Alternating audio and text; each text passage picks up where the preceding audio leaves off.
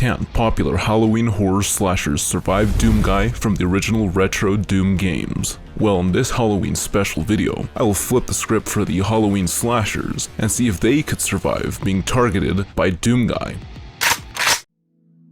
Let's begin with Jason Voorhees, an iconic Halloween slasher from the Friday the 13th movie. He is a persistent killer that, although moves somewhat slow, is always able to get rid of any who step into his territory. And after being resurrected as a revenant zombie-like being in one of the later movies, Jason gained even more superhuman powers and abilities. His strength is beyond that of even peak human capabilities, and then some. His endurance to damage is great, as seemingly fatal blows that would be enough to kill him before his resurrection are just brushed off easily. And even if he is put out of commission due to too much damage, he is capable of regenerating and eventually coming back. Jason also does not tire, as in the movies he relentlessly pursues his victims until he eventually gets to them. But now, what would happen if he had a run-in with another superhuman character? One that has fought through hell with seemingly no powers or help other than his willpower? Well, let's find out. Both characters have superhuman amounts of strength and durability, with Doomguy being far greater in terms of durability and strength, as he has fought several of the Doom Demons, which require several large ordnance and large explosions to even begin to hurt them, and those same demons are also able to easily rip apart futuristic vehicles made from reinforced materials with ease. Doomguy also moves much faster, as many have calculated his speed to be around that of a fast-moving car after comparing his in-game speed relative to in-game object measurements.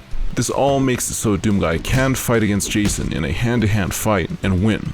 But Doomguy usually uses guns. Now, normal guns are not very effective against Jason, but Doomguy has guns which are far more powerful than any modern-day firearm. So Doomguy could easily blow apart Jason if he uses something like the BFG, as that gun can one-shot large demons which are far more durable than Jason. But there is one issue: Jason always comes back.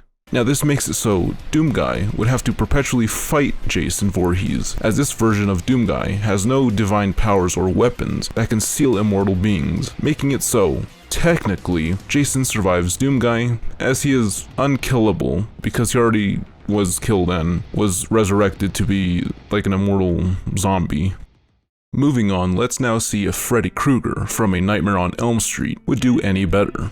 Freddy from the movies has shown to prefer to attack people in dreams, as he has his full range of powers when inside a dream. When in Dreamland, Freddy is pretty much indestructible and unkillable. Some special abilities he has when in the dreams are that if he kills you in a dream, then you die in real life. And he is able to pretty much do anything he wants when in a dream.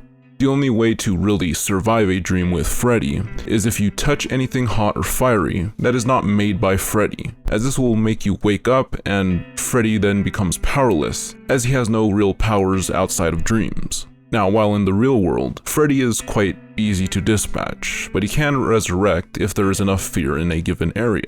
But could Freddy dream himself a way to survive against Doomguy? Well, maybe. In real life, Freddy would be an easy target, as he has no real powers and is quite vulnerable to harm and even death. But in the Dreamland, Doomguy has a disadvantage. This is because Freddy has complete control when in a dream, which would allow him to attack and fight Doomguy and even potentially kill him. But one thing about Doomguy is that he really doesn't sleep. So Freddy would lose to Doomguy on that technicality, but if Doomguy did sleep, then Freddy Krueger could win. That is if Doomguy's willpower is not enough to serve as a win condition against Freddy Krueger, which if it does, then maybe even the dreams wouldn't help. Next on the list is Michael Myers. Dang, I meant Michael Myers. Which is from the Halloween movie.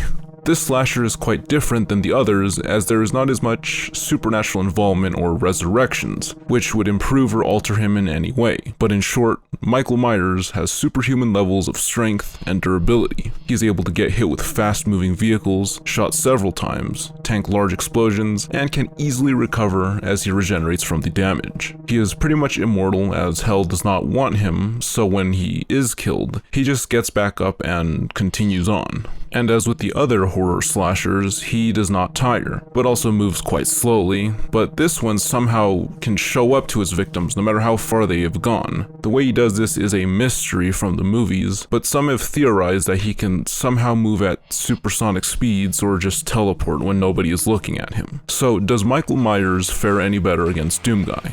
Well, yeah, actually. And it's not because he is any stronger or more capable. It's just that Doomguy can't kill him at all, because again, hell does not want him.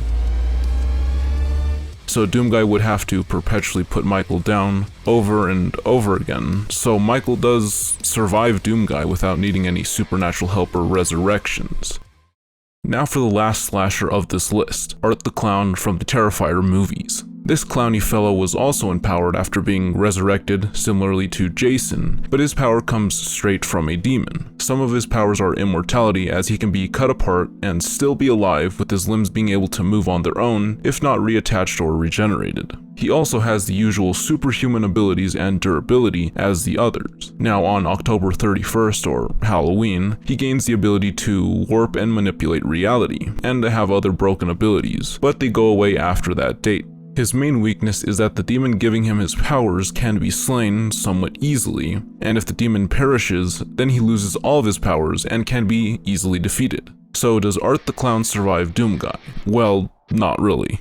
Art himself would be perpetually put down by Doomguy, and since Doomguy could easily dispatch the demon, he would eventually be able to dispatch Art once he figures out the demon is the source of power. Now, the only way Art could have a good chance against the Doomguy is if he attacks him on Halloween, and even then he may not win, as the demon called the Icon of Sin from the Doom games has far greater reality warping powers, and he still lost to Doomguy, even though Doomguy is supposed to be a normal human that doesn't have any godlike powers, which is why they had to give it to him in the later games.